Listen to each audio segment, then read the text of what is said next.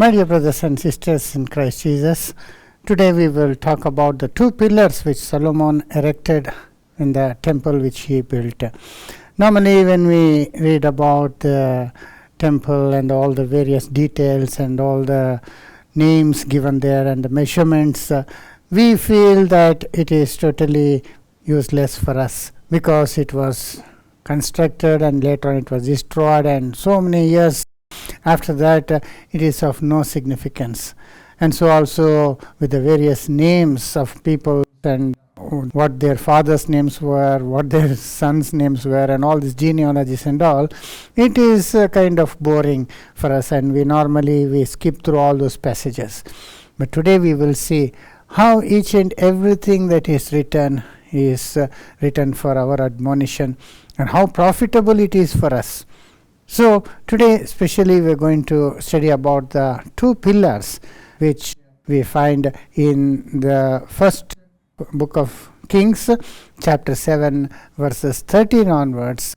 We will follow up what those pillars were actually, how they were erected, and what are the various details given about the pillars, and then we will talk about how we can apply that today in the New Testament times. So we read from 1 Kings chapter 7, verse 13. And King Solomon sent and fetched Hiram out of Tyre. So Solomon will ask one particular person called Hiram to be brought to him, and this Hiram was an expert bronzesmith. We read that in the next verse.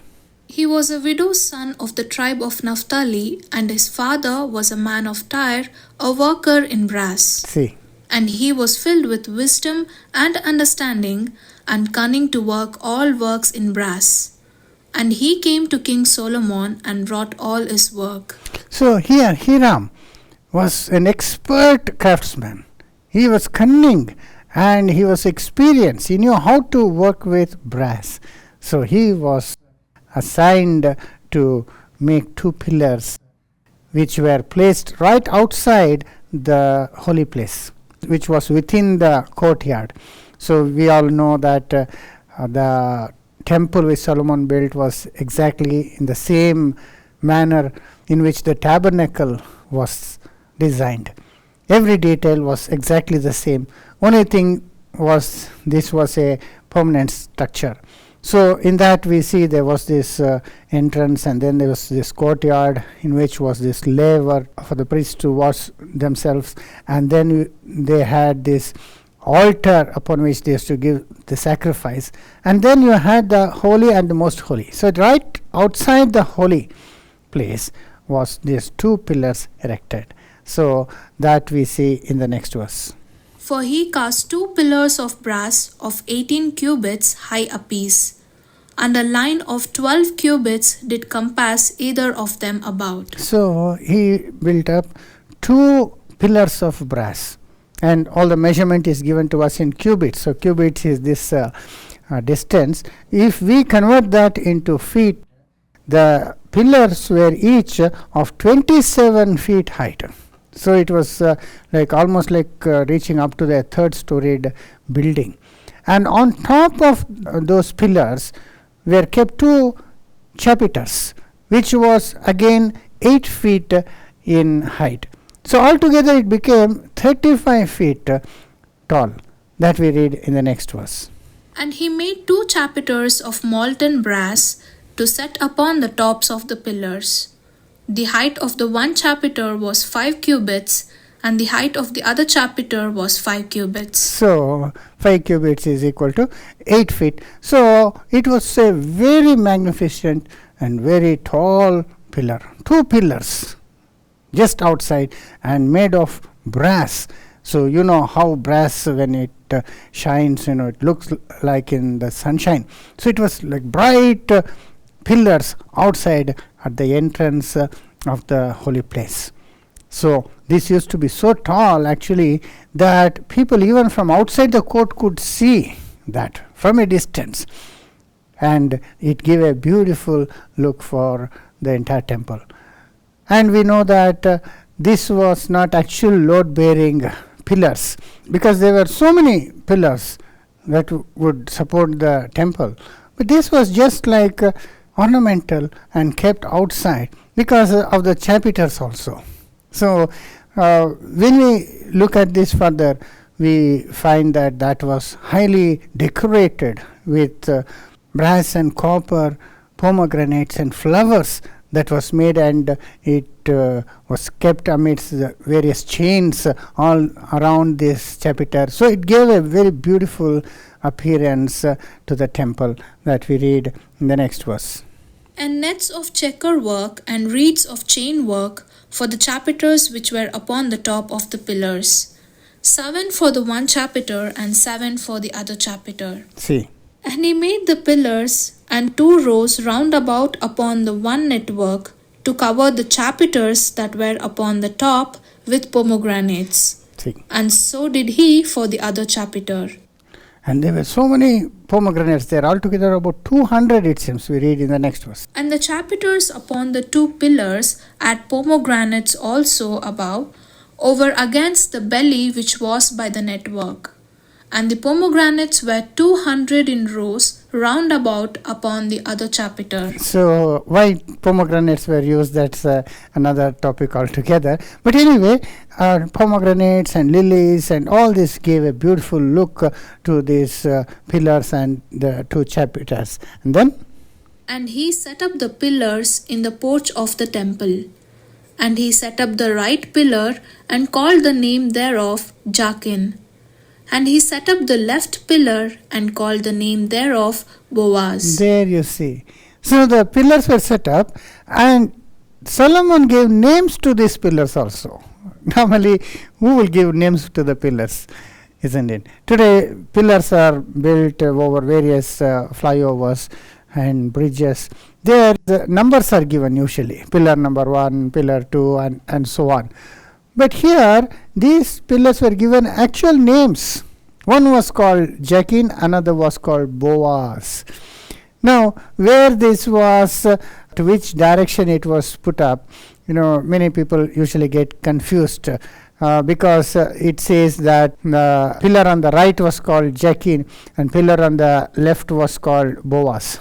But to my right, it will be altogether different, isn't it? If for your right, it will be the opposite of my right. So which right does it mean? We can understand this only when we know the direction in which the temple itself was built. The tabernacle, or later on the temple, was always built to east-west direction. So the door or the entrance would always face the east. So when the sun rises, it will fall first on the door and then it will move up, and then towards the evening it will go to the behind of the temple. So east-west facing was the proper direction of the temple. So if a person is standing inside and he looks outside towards the entrance, so to his right would be Jachin. That would be the south. And then to his left means it will be north. So Boaz was on the north and Jachin was on the south. On the east was the entrance and the west was the behind of the temple.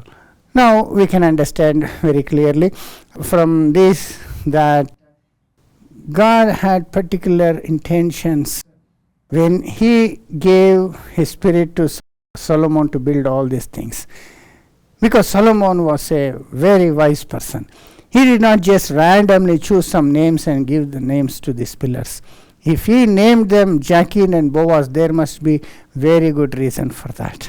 So that is what we will see today, brothers and sisters, what these 2 pillars signified to the Jews then, and particularly to the New Testament spiritual Israelites, that is the church today. In those days, of course, the very meaning of those names, Jachin or Boaz, to us, it doesn't mean anything because it is in Hebrew, Jachin in Hebrew. We won't know what is Jachin. But to a devout Jew or Israelite, he can read and can understand the meaning of that word. Jachin meant he will establish, means God will establish. And then Boaz means by his strength. So you can just imagine. So someone comes to the temple to pray. He has got lot of problems or difficulties, and he comes to God for help from God. And then when he sees the pillars, he will establish by his strength. Immediately he will get hope. He will understand that it is God who establishes everything, and he can do everything by his strength. He is the one who established the nation of Israel. He is the one who established the temple, and he is the one who established the whole universe. So when a person comes and reads those words, Jachin and Boaz, and together reading that, he will realize that God is the one who will establish it by his strength. So he will get hope and strength, and his faith will be strengthened. So that is the immediate purpose, or the meaning of the word meaning of Jachin and Boaz. But of course, Jachin and Boaz, they were the names of two people in Bible. In fact, Jachin, there were three individuals by that name in the Old Testament. And Boaz, of course, we all know that Boaz was the husband of Ruth in the book of Ruth. So before we proceed any further, I will like to tell you that these two pillars may have various different meanings. But all of that will point us to Jesus Christ. All that God did, he established everything through his Son. He established the universe by the power of his word, and that word became flesh to us. So Jesus is the one who is foreshadowed in all of the things that happened among the people of Israel, even in the temple. You see, the high priest was a type of Jesus Christ. Jesus is our high priest. And the sacrifices, again, it pointed out to the great sacrifice of Jesus.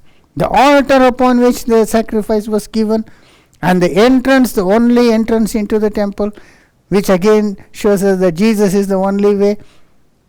And the blood that was spilled, and the forgiveness of sins, and every single aspect of the temple, it pointed to Jesus. And so also these two pillars, needless to say, that they are symbol of Jesus Christ. Jesus Christ is the one through whom God will establish all things. We can easily understand. And so are also all the other types. We read right from Adam to Abel, or later on we see all the various characters like Moses or Joseph, and all the things that they did. And the people of Israel, how they were saved by the lamb, the Paschal lamb, and how they were led through the wilderness by Moses, and how they all drank from the rock. Now all these figures are pointing out to Jesus. So we read very clearly that all these were shadows, and Jesus was the real substance. So in the same way, these two pillars point us to Jesus very clearly. But today we will see particularly in one direction. That is, we will see Jachin and Boaz, these two pillars, comparing them to actual persons in the Bible.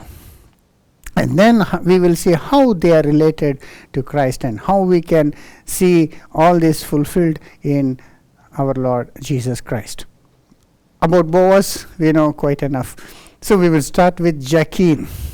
So Jachin, who was that person, Jachin? In the Bible, there were three persons actually who were called Jachin. And the first one was the son of Simeon. Jacob had 12 sons, and Simeon was one of the sons. And Jachin was Simeon's son. That we read in Genesis chapter 46, verse 10. And the sons of Simeon, Jemuel, and Jamin, and Ohad, and Jachin, and Zohar, and Shaul, the son of a Canaanitish woman. So, Jachin is mentioned among the sons of Simeon. And secondly, when David, he divided the house of Aaron into various divisions, of which we will talk about in a few minutes. Jachin was one of the heads of one of the courses of priests. That we read in 1 Chronicles chapter 24, verse 17. The 21st to Jachin, the 220th to Gamul. So the 1 and 20th means 21st slot fell to Jachin, we read. So Jachin was the head of a group of priests who were all descendants of the sons of Aaron. So this is during David's time. But later on again, after David and the king's reign came to an end, when Nebuchadnezzar came and he destroyed everything and he took them as prisoners to 70 years exile. So they were in Babylon, and after that 70 years expired, they came back again to build the temple. Then also there was one priest called Jachin. That we read in 1 Chronicles chapter 9 verse 10. And of the priests, Jedaiah and Jehoiarib and Jachin. See, of the priests, Jachin was one of the priests there. So here Jachin, first of all, the son of Simeon, of which we do not know anything much. But here when we come to David's period, there we see Jachin was the head of a group of priests. And then when we come to the times of the second temple was built, Jachin was again a priest. So, brothers and sisters, here we have to see how Jachin relates to Christ. Because Boaz, we know very clearly, is a type of Christ. Because Boaz saved Ruth and he became a savior. So Boaz, in the same way, Jesus Christ saved the church. That is very evident. But here, how can we relate Jachin to Jesus? Now, Jachin's line is different from that of Jesus, isn't it? Because Jachin is a descendant of the sons of Aaron. Now, Aaron's sons, they became the priests, and Jachin was one of the descendants of Aaron. Means Aaron was from Levi, tribe of Levi. But Jesus came from the tribe of Judah, isn't it? So, Judah tribe is totally different, and tribe of Levi is totally different. But is there any way they are related to each other? Well, brothers and sisters, for that we need to study a little bit about the two genealogies of Christ given to us in the New Testament. One in Matthew and one in Luke. So just having a overview of these two lists, we will be able to see how Jachin comes into that list, and how the few verses that speak about Jachin gives us some very significant clue to follow up, in which we can see more about our Lord Jesus. Well, for that I will just show you the two genealogies in this chart which I made. So there you see, brothers and sisters, we have these two genealogies, one in Matthew and one in Luke. We all know that Matthew starts with Abraham and comes up to Jesus Christ. And Luke, he starts from Adam. So that is the starting point we see, where Adam is mentioned, and from Adam it comes up to Abraham, and then from there on it is the same. You see, from Isaac, and then it goes on up to Jesus. So here from Abraham it goes up to Jesus. So these are the two lists we have of the genealogy of Christ. So, brothers and sisters, we must know a few things about this genealogy, because some of the names are not the same. They are different.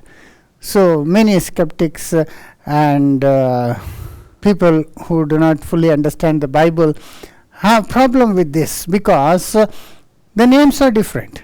If it all leads to Jesus, then how come there are different names here? Right now we see Jesus was the son of Joseph, and Joseph was son of Jacob, and Jacob was son of Matan here. But if you see here in this list, Jesus is son of Joseph, that is same, but Joseph is the son of Heli, we read, and Heli is son of Matan, and he is the son of Levi, and all the names differ. You see, here we have different sets of names. See, here Eliezer, Eliud, and all these names are different. Now, how can this be? Because if it is the genealogy of one same person, how there could be two different names given here? Well, brothers and sisters, it's very simple. We have to understand that Matthew and Luke, they give the genealogies of both the parents of Jesus, whereas Matthew gives the genealogy of Jesus through his father Joseph line, but Luke gives us the genealogy through the mother of Jesus, that is Mary's line. Now, all this is same up to the time we come up to David. See, here we have David. You see, from David's son Solomon, you see, from that line we get some names. But here, when we see David, again, we have David here. And afterwards we see Nathan, and the names differ from there.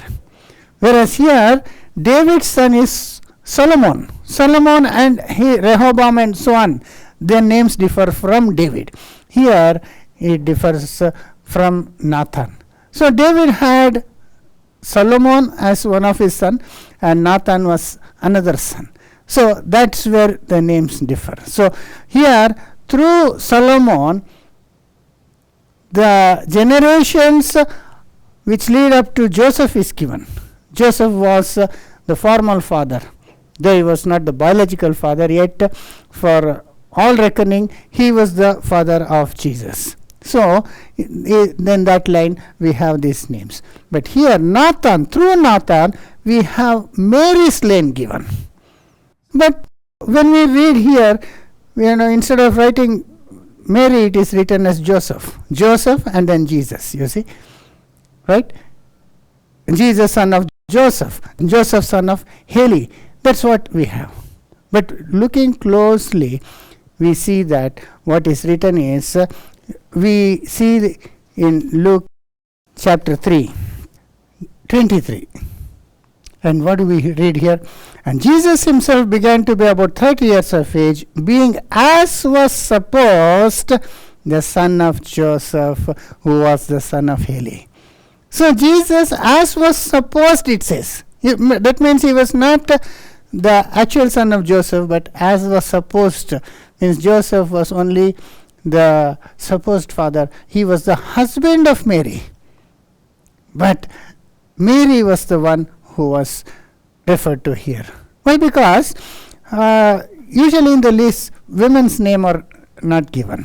You see, all the names are men's name.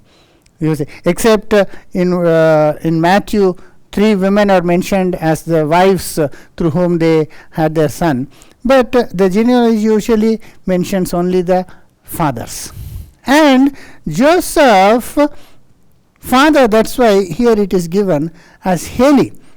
So when we read here, again, Jesus himself began to be about 30 years of age, being as was supposed the son of Joseph, which was the son of Heli. There it is to be understood as son-in-law of Heli. So Heli was not the father of Joseph, but he was the father-in-law of Joseph. Now that is very common to call father-in-law as father, and son-in-laws are referred to as sons also. This is very common. Even in the same genealogy, if you go up to Zerubbabel, you see here, Zerubbabel's father is Shealtiel here, and Shealtiel's father is Neri, right? But when you come to this list here, you see Zerubbabel, and Zerubbabel's father is Shealtiel, and Shealtiel's father is Jeconiah. You see, here it is Jeconiah as Shealtiel's father, but here Shealtiel's father is Neri. Now again the same thing we can understand, because very clearly in the first book of Chronicles, chapter 3 verse 17, I suppose we can just check that out. See, first Chronicles 3:17, we read, and the sons of Jeconiah were Asir, Salathiel his son. So Salathiel was the son of Jeconiah, it confirms very clearly in the book of Matthew. But here when we read Neri was again Shealtiel's father-in-law. For father-in-law, it was taken as father here, because here this follows Mary's line. You see, again, this is where the difference comes. So one after David, in Matthew, Solomon's line is taken, and here in Luke, after David, Nathan's line is taken. And again, when it comes to Shealtiel, here Shealtiel's mother's line we take, and here it is Shealtiel's actual father's was Jeconiah. So just as Neri was the father-in-law of Shealtiel, who was the father of Zerubbabel, Heli was also the father-in-law of Joseph, not the father. So having understood this simple difference, brothers and sisters, we know that this list is very much the same. Matthew giving us the list of names of the ancestors of Jesus on his father's side, whereas Luke giving the genealogy of Jesus on his mother's side. Now, where do we see Jachin here? Do we see Jachin anywhere here? Because we're talking about Jachin and comparing him to Jesus, but Jachin's name cannot come here. Because Jesus Christ came from Judah, the tribe of Judah. You see, in both the cases. You see. Whereas Jachin came from the tribe of Levi. From Levi came Aaron, and Aaron's sons Jacob came. And another Jachin, of course, is not in any way related to Judah or to Levi, that is Simeon.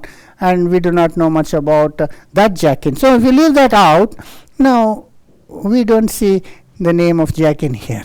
But brothers and sisters, if you read closely, giving importance to all these names when we read here, either in Matthew or Luke or in the Old Testament, it all looks so boring and insignificant. But when we come to understand it in a subject like this, then each and every name become very, very important.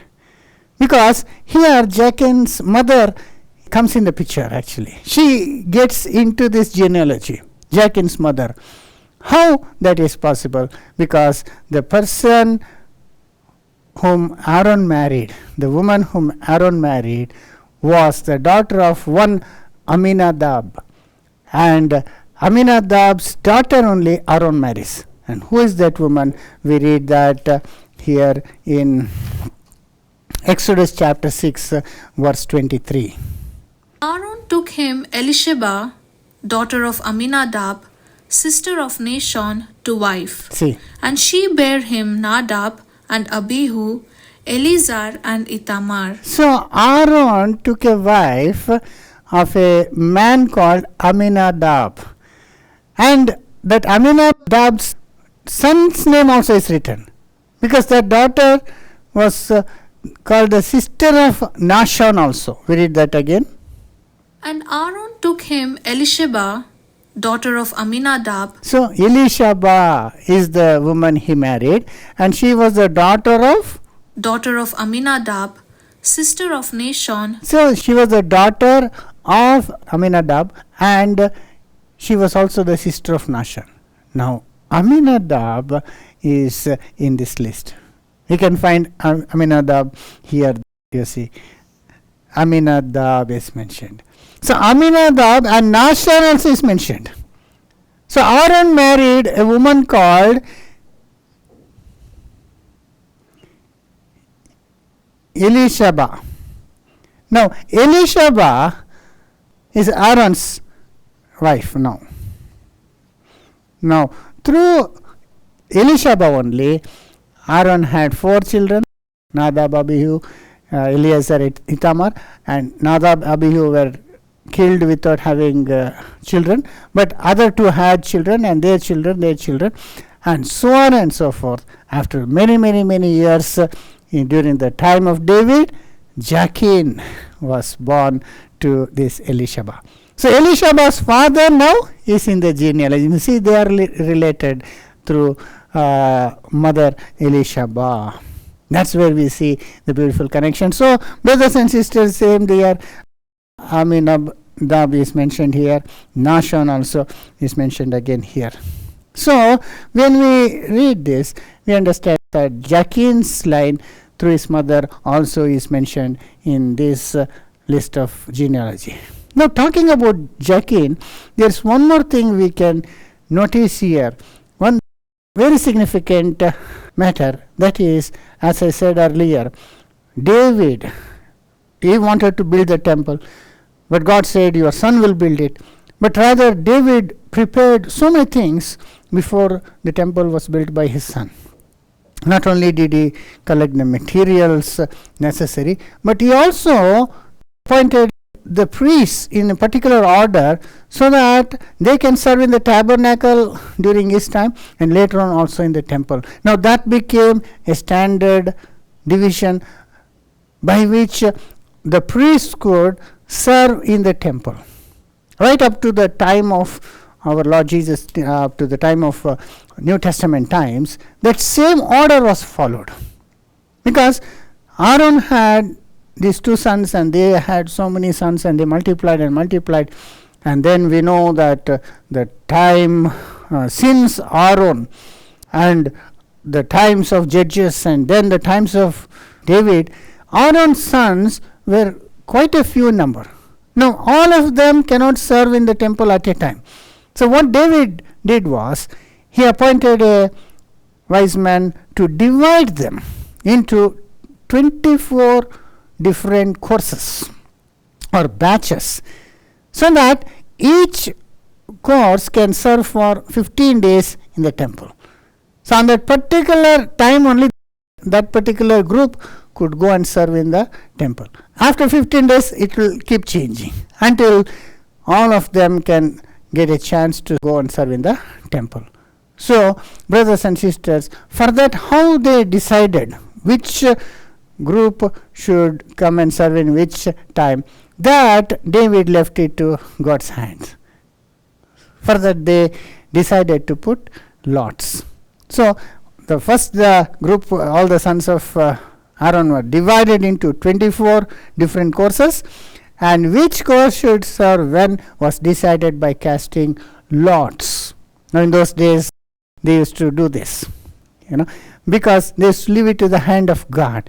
Whichever time God chose, whichever person that lot fell, that was considered as coming from God. No, we know from this that this was God's guidance, and God selected who should serve in which time in the temple, is what we can realize from this. So, when that was done, you see, we can check that out in the First Chronicles chapter 24 verses 1 onwards. If we read, we will understand what David did. Now these are the divisions of the sons of Aaron. The sons of Aaron, Nadab and Abihu, Eleazar and Ithamar. So Nadab and Abihu, they were killed, we know. But Eleazar and Ithamar, their sons, how they were divided, we read in verse 7. Now the first lot came forth to Jehoiarib, the second to Jedaiah. So the first lot, so they began to cast lot. So the first and the second and so on and so forth. And when do we see Jachin's lot coming? That we can see in verse 17. The 120th to Jachin, the 220th to Gamul. So 21st to Jachin, and 22nd to someone else, and 23rd and 24th, so on. So of the 24 courses, Jachin's name fell on the 21st. Now keep that number in mind. 21st spot Jachin was allotted to. So he was the head of that course of priests who can go and serve on the 21st course of the year. Now, you can remember that incident about angel appearing to Zechariah. Do you remember Zechariah? He was also from one particular course. And that course also is mentioned here in Chronicles as well as in the New Testament also. See that here in Chronicles chapter 24 verse 10, we see which course Zechariah belonged to?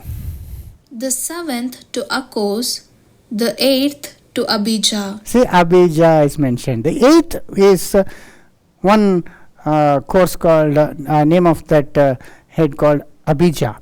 So, eighth course, and when we cross check in Luke chapter 1 verse 5, Zechariah belonged to that Abijah course. Luke 1:5. There was in the days of Herod the king of Judea a certain priest named Zacharias of the course of Abia. See, of the course of Abijah or Abia. So, Zechariah belonged to that course of Abia. Now, like that, Jachin was of the 21st course. Like that, each and every one head of the 24 sons, divisions of the sons of Aaron, are all mentioned here. So, somehow, 21st, if you take that as a number as coming from God, which fell on Jachin, and now you try to apply that here. Since the time when Jachin's mom was married by Aaron, and from there, if you start counting 21 generations, we come to a particular person who is very clearly established in the Old Testament as a type of Jesus. Now, we have so many types, but this particular person was a very clear type of Jesus who foreshadowed the great work that Jesus would do later on in God's plan. So, we will just count 21 from here and see. 1, 2, 3, 4, 5, 6, 7, 8, 9, 10, 11, 12, 13, 14, 15, 16, 17, 18, 19, 20, 21. We come to one person, Zerubbabel. Now, brothers and sisters, Zerubbabel is a very prominent person who was mentioned in several prophetic books in the Bible. And there are some things which God said about Zerubbabel which clearly refers to the coming Messiah. So, we will talk about Zerubbabel in a bit.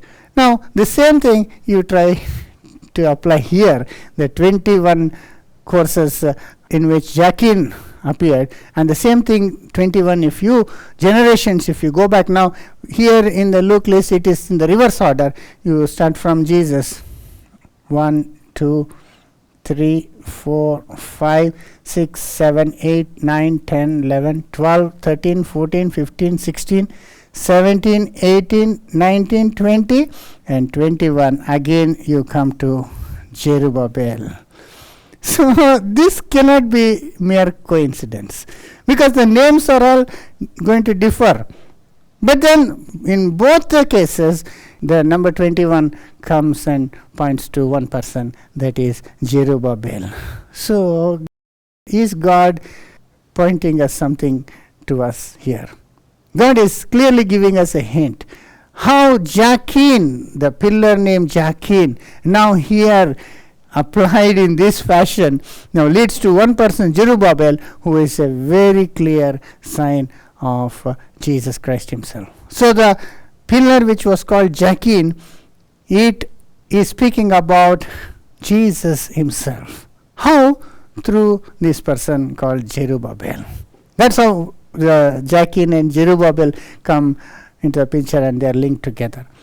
Brothers and sisters, let me speak to you a few verses about Zerubbabel himself before we come to the second pillar. And what do we have about Zerubbabel in the prophecies?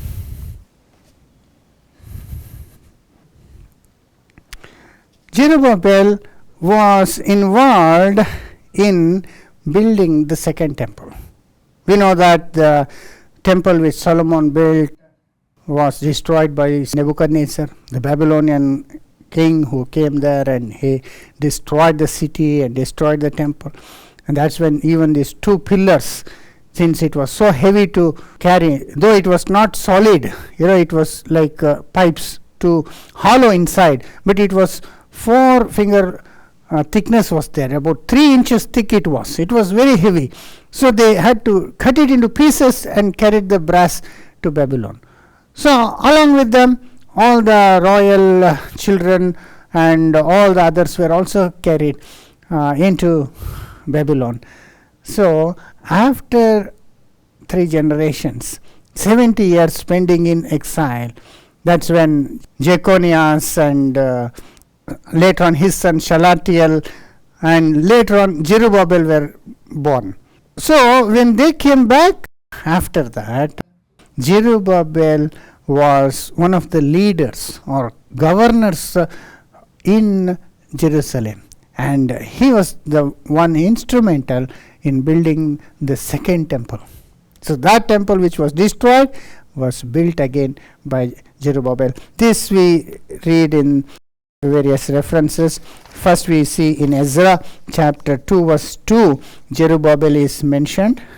Which came with Zerubbabel, Jeshua, Nehemiah, Seraiah, Reliah, Mordecai, Bilshan, Mispar, Bigwai, Rehum, Bana. So here all the various other people, the very first name is Zerubbabel, he is mentioned, and chapter 3 verse 1 also.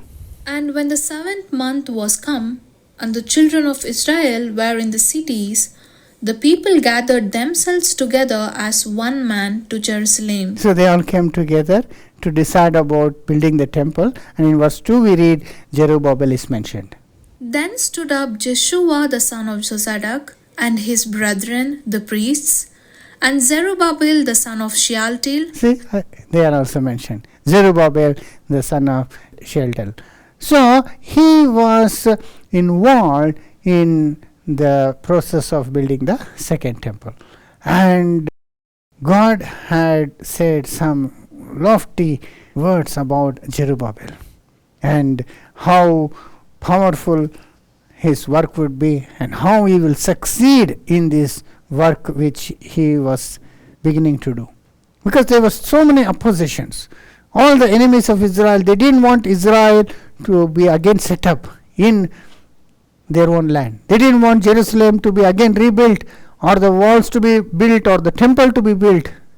You see, because that would be like the people will again resurrect and again continue to establish themselves there. So that is when God strengthened the hands of Zerubbabel, and God made some promises, particularly to this person Zerubbabel. We read that in Zechariah chapter 4 verses 6 to 10. Then he answered and spake unto me, saying, This is the word of the Lord unto Zerubbabel, saying, Not by might, nor by power, but by my spirit, said the Lord of hosts. So God is saying, you will do this not by might, not by power, not by your armies, not by any political support of any kind or your own wisdom, but this will be done but by my spirit, God said. And then in the next verse, O art thou, O great mountain? Before Zerubbabel thou shalt become a plain. See, God is talking to this mountain and saying, who are you, big mountain? Before Zerubbabel you will become a plain. So even a mountain has to make way to Zerubbabel. That is what God says. Mountain will become a plain before Zerubbabel. O art thou, O great mountain? Before Zerubbabel thou shalt become a plain. And he shall bring forth the headstone thereof with shoutings, crying, Grace, grace unto it. He will bring the headstone. Means he will finish this work and bring the headstone. Now again, headstone refers to Jesus Christ himself, we know. And in the next verse we read, Moreover, the word of the Lord came unto me, saying, The hands of Zerubbabel have laid the foundation of this house. His hands shall also finish it. see, And thou shalt know that the Lord of hosts hath sent me unto you. there you see. Zerubbabel's hands have laid the foundation. He will only finish it. He will not leave it halfway or half done. He will finish the work because it is Zerubbabel's hand which has laid it foundation. Now, brothers and sisters, relate that to Jesus Christ. Everything word to word.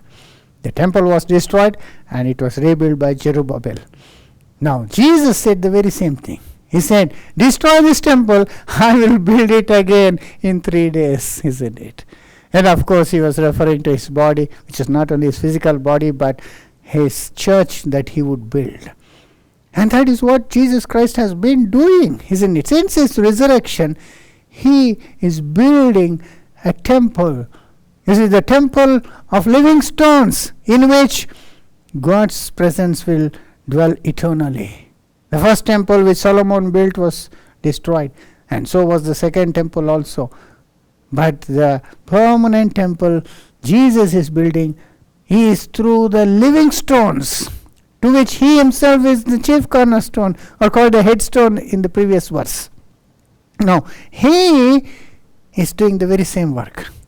And talking about Zerubbabel, God is indirectly talking about Jesus and the temple which he would build, isn't it? Because all this cannot apply to literal Zerubbabel, because that was only temporary, because that temple which he built again did not last for too long. But the temple which Jesus is building will be established forever. So, see the beautiful comparison. And in verse 10, For who hath despised the day of small things? For they shall rejoice, and shall see the plummet in the hand of Zerubbabel with those 7. see, They are the eyes of the Lord, which run to and fro through the whole earth. you know what it says? The plummet is in the hands of Zerubbabel. You know the plummet, or the plumb line, which we usually call the masons used while building any structure. They will have this round ball-like thing, weight, and then with a rope tied to it, and they will keep it at the top of the edge to know whether building in the straight line. So without that, they cannot know whether what they're building, one brick on or a stone upon other, is in line with the correct foundation. So with that, they will build perfectly. So here Zerubbabel is using the plummet and building, stone by stone the temple, and God's 7 eyes saw on that plummet, it seems. There you see, brothers and sisters, same thing. Now Jesus Christ is having that plumb line, and he is building the spiritual temple, stone by stone. He is bringing in one after other living stones and perfecting them and building them. Now God's eyes are on this work.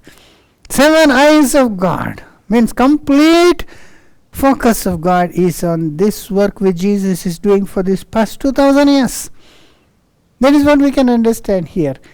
So, brothers and sisters, we know from this that Zerubbabel very beautifully, clearly foreshadowed Jesus, and also is mentioned in Haggai, and there also God had something very wonderful to say about Zerubbabel. Haggai chapter 2 verses 20 to 23. And again the word of the Lord came unto Haggai in the 24th day of the month, saying, Speak to Zerubbabel, governor of Judah, saying, I will shake the heavens and the earth. Saying, I will shake the heavens and the earth. And I will overthrow the throne of kingdoms, and I will destroy the strength of the kingdoms of the heathen. And I will overthrow the chariots and those that ride in them. And the horses and their riders shall come down, every one by the sword of his brother. So what God is saying through Prophet Haggai is, tell Zerubbabel, I will shake heaven and earth, and I will remove all the thrones and all these Gentile kingdoms. That means, what God is going to do in the end of the world, he is in a way telling to Zerubbabel. Because that didn't happen then. God didn't move heaven and earth during the time of Zerubbabel. But through Jesus, when he is about to return, God will destroy this heaven and earth. Jesus said, isn't it, heaven and earth will pass away. This heaven and earth in which we are living will be destroyed by fire, we read in the prophecy of Peter. The world that was, the heaven and earth that was of old, was destroyed by water. Now the heaven and earth that is now is reserved unto fire, Peter says. So when Jesus returns, just before Jesus comes back, this heaven and earth will be shaken, and all the kingdoms of the heathen will be destroyed, in order to make way for his kingdom to be established. And that is what this prophecy is all about. And then God clearly said one thing which refers to Jesus himself in 23.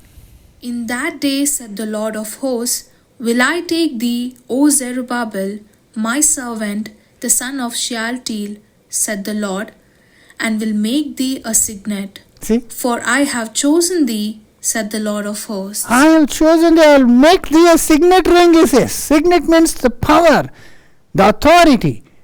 Now very clearly, to whom all power and authority was given? It was given to Jesus. It's already Jesus has received all power in heaven and earth.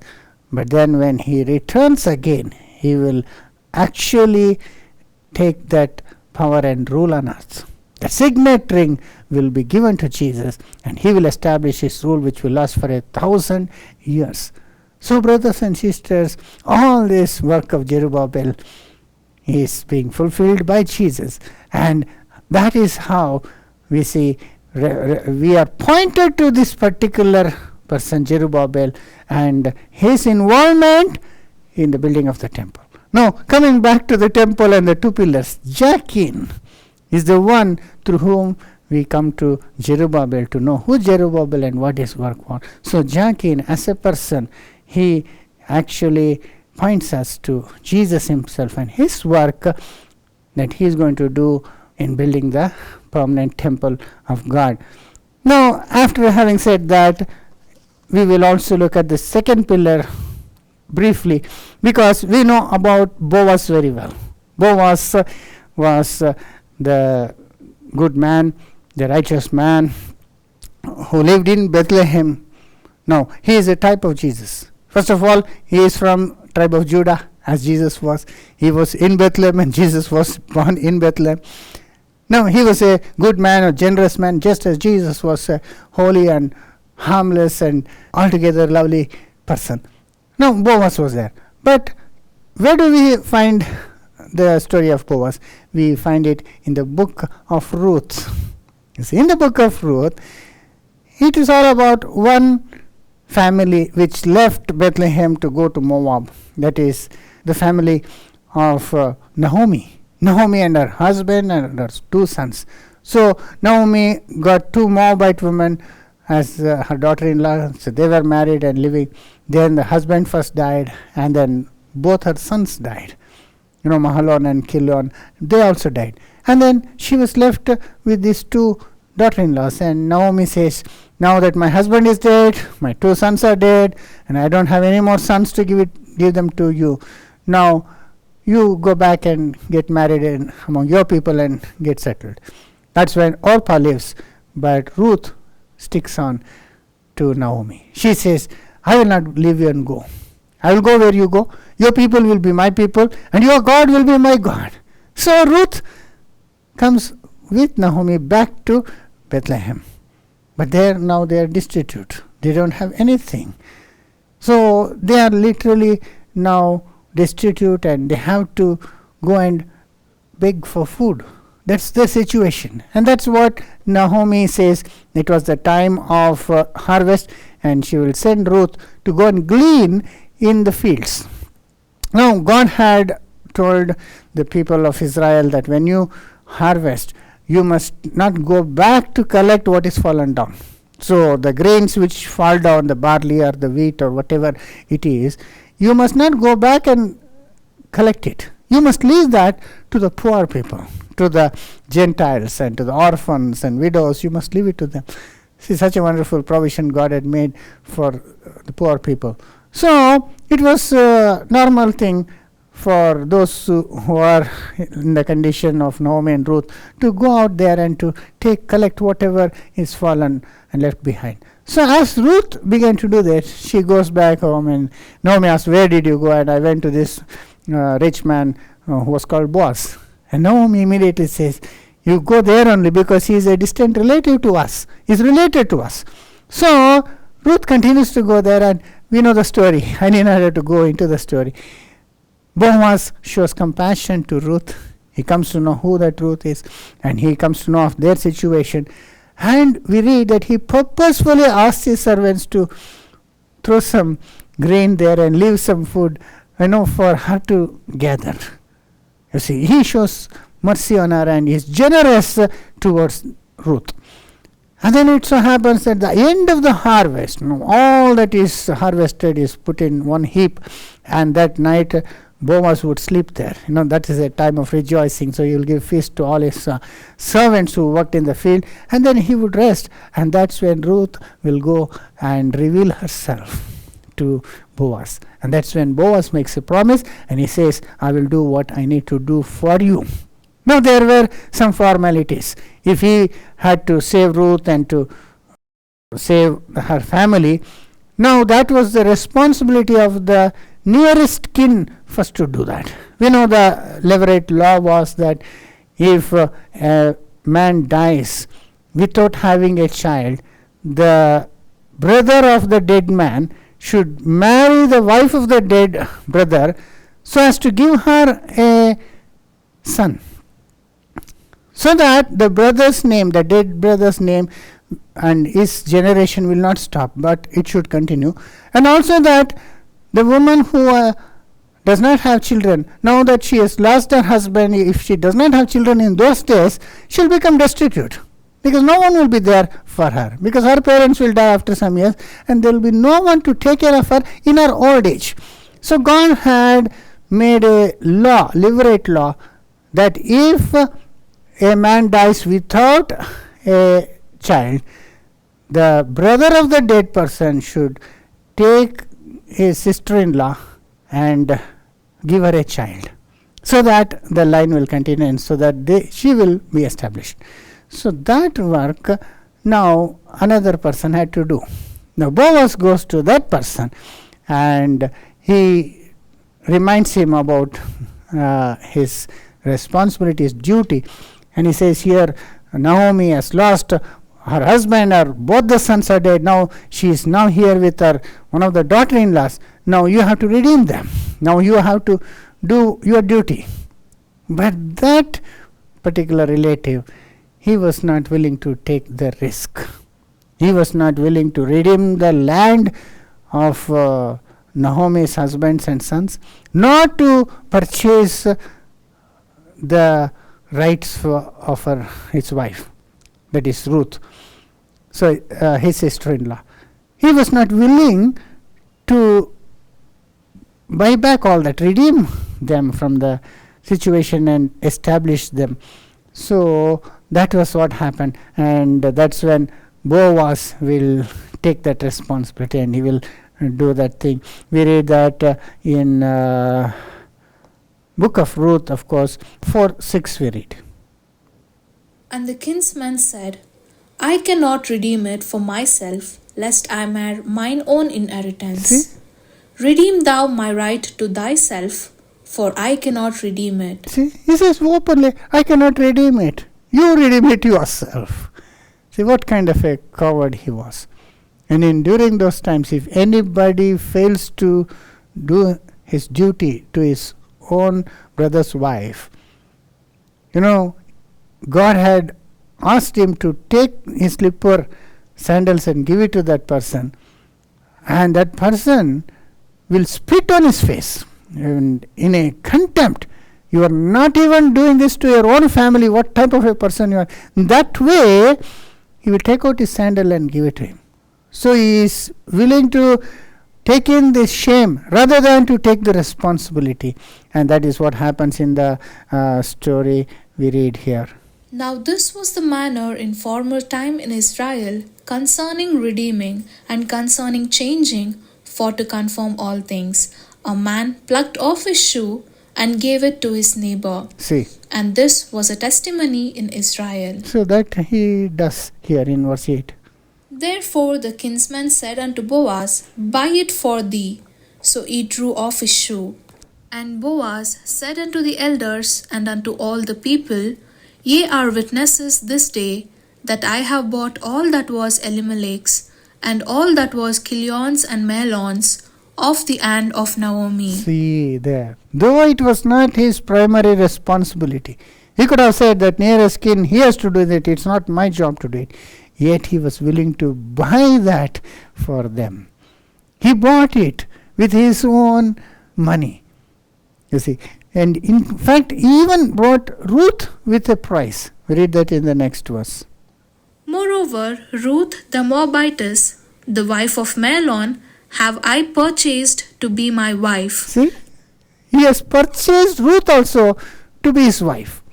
Now he can just take her as his wife, no? That was kinsman's responsibility. Only after he forfeited his right, and because he was not willing to risk his own property, therefore Boaz was willing to take that, and by that way he purchased Ruth and all the property of Naomi's husband and sons. Moreover, Ruth the Moabitess, the wife of Mahlon, have I purchased to be my wife, to rise up from the name of the dead upon his inheritance, that the name of the dead be not cut off from among his brethren, and from the gate of his place. Ye are witnesses this day. So Boaz did this wonderful thing. He saved Naomi, he saved Ruth, and he saved all their property in this wonderful way, and he gave her a new life. She was a destitute woman, and she was with someone who was called Mara instead of Naomi, because her life had become a bitter. She had nothing to offer.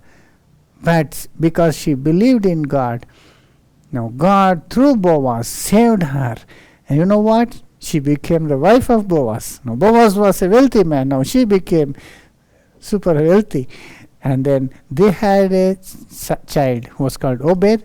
And Obed had a son called Jesse. And Jesse's son was David himself, who became the king of Israel. There you see how God used Boaz to save this destitute woman Ruth, and Ruth became one of the ancestors of Jesus himself. So, brothers and sisters, this story again, Boaz means again points out to Jesus. How Jachin points out to Zerubbabel and then to Jesus, here Boaz points out to Ruth and Jesus. How beautifully we see this, because even the church in the same way was purchased by Jesus. Now we belong to Jesus. Now we are not our own. We belong to Jesus. Why? Because he purchased us. He bought us with a price. That's what we read in 1 Corinthians chapter 6 verse 19 and 20. What? Know ye not that your body is the temple of the Holy Ghost which is in you, which ye have of God, and ye are not your own? You are not your own. Just like Ruth is not our own now. She belongs to Boaz. He has purchased her. In verse 20. For ye are bought with a price. There. Therefore, glorify God in your body and in your spirit, which are God's. You are bought with a price. You are not your own. You are bought with a price. Just like Boaz brought Ruth. You are bought with a price, he says. And the same thing in 1 Corinthians chapter 7 verses 23. Ye are bought with a price. Be not ye the servants of men. See, you are bought with a price. Be not ye servants of men. No, you are bought with a price. The same way, Boaz bought Ruth. The church is bought by Jesus. Now, what did he pay? Boaz would have paid lots of sums of money there in silver or in gold or whatever currency, we do not know. But with what did Jesus buy us? Not just with gold and silver which anybody can earn and which value it will go off, but with something which is so much more precious and priceless, we can say, and that we read in 1 Peter 1:18. For as much as ye know that ye were not redeemed with corruptible things, as silver and gold, from your vain conversation, received by tradition from your fathers. You are not saved by silver or gold, from the vain tradition. We all belong to this cursed human race. We are bound to die. That is the curse which is upon us. From that Jesus redeemed us. How? Not with silver and gold, he says in verse 19. But with the precious blood of Christ, as of a lamb without blemish and without spot. See how we are bought by the precious blood of Christ. No, the blood of Christ, the holy blood. The person who need not die died on our behalf. He gave his life. Blood means life. He gave his life so that we who were bound to die are now redeemed from death, and now we have eternal life. So, brothers and sisters, in this we know that how Boaz saved Ruth and purchased her, so Jesus also redeemed us by purchasing us by his own blood. Now see the beautiful comparison. And then, though we know the work of Boaz that he did, and through Boaz only Ruth comes into prominence. In fact, without Boaz, Ruth would have just perished. We would not even know who Ruth was. But it was Boaz who did everything there. But yet, we call it the book of Ruth. We do not call it the book of Boaz, isn't it? Why? Because the center of the story is Ruth there. How this destitute woman who had lost her husband, who had lost everything, because of her faith was saved. No, she is the object there. But how she was saved? Through Boaz. But again, the focus is on Ruth there, particularly on how God could save a destitute person, a Gentile person, and make her one of the ancestors of Jesus. Now, from that what we can understand is, Boaz actually represents Ruth. Now the second pillar, Boaz, though the name Boaz was given, we can take that as a type of the church. So in these two pillars, Jachin refers to Jesus and Boaz refers to Ruth, which is the church saved by Jesus. Now that can also be taken as a pillar. Now church is compared to a pillar also. You see, is the church anywhere called pillar in the Bible? Yes. In 1 Timothy chapter 3 verse 15, church is called a pillar and ground of truth. But if I tarry long, that thou mayest know how thou oughtest to behave thyself in the house of God, which is the church of the living God, the pillar and ground of the truth. Church is the pillar and ground of the truth, it is said. So church is also called pillar. So this pillar we can compare it to the church which is saved by Jesus, whereas the other pillar is Jesus himself. Now both are parts of the same person, isn't it? Like a person like us, we have two legs. You see, both the legs we need to stand. In that way, these two pillars are like two legs upon which the temple rests. The main pillars of the temple, we can say. And of course, when we say the church is also a pillar, now not all that go to church or call themselves Christians are referred to as pillars. Those who stand for the truth, those who fight for the truth, in fact those who first seek the truth and know the truth and live for the truth, not only the doctrinal truth but truthfulness, righteousness, they are the ones who are called the pillars, isn't it? In Revelation very clearly this is expressed to us in Revelation chapter 3 verse 12. Him that overcometh will I make a pillar in the temple of my God. See? Jesus is saying, him that overcometh I will make a pillar in the temple of my God. So that is a pillar here, referred to as Boaz.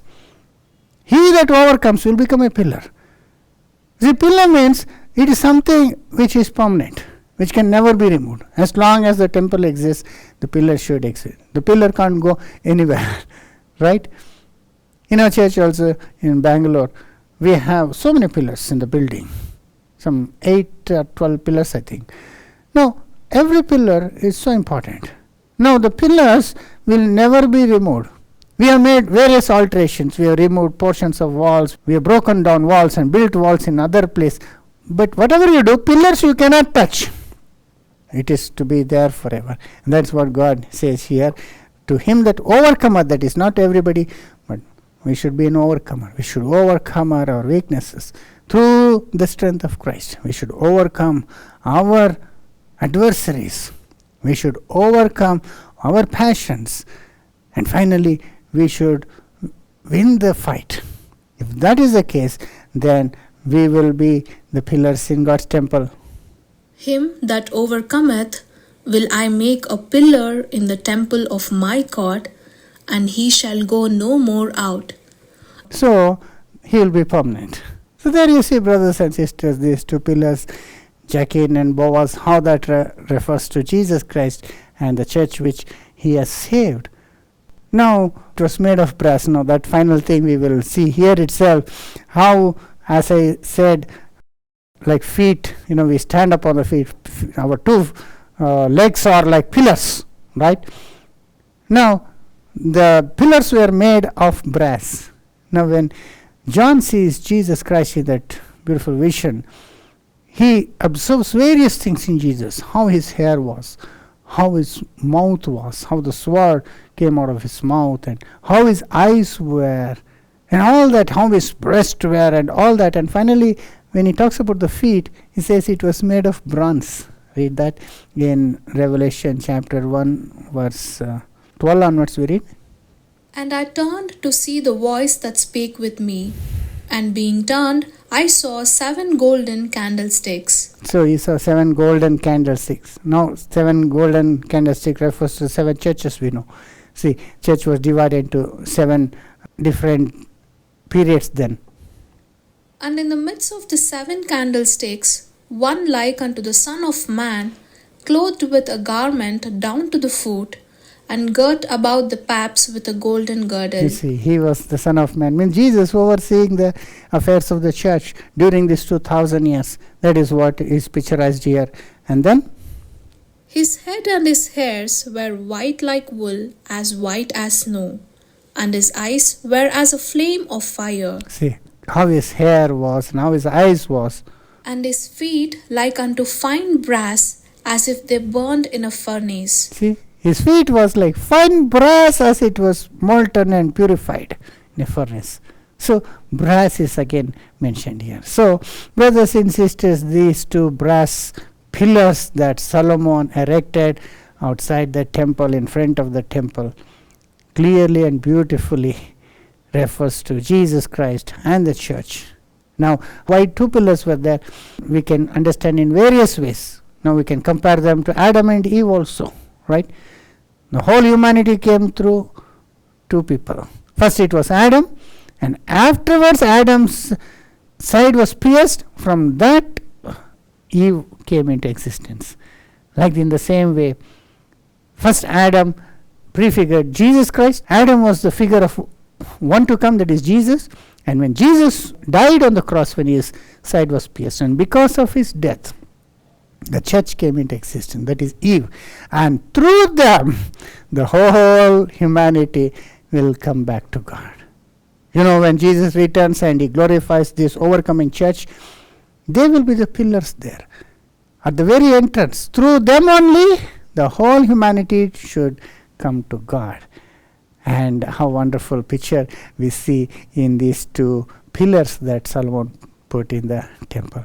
So, brothers and sisters, by this we can know that no passage in the Bible is useless to us. Everything has much significance. Only if we have the time and spirit to go and check into the details, we will find beautiful things in that which is written for our benefit. May God bless these words.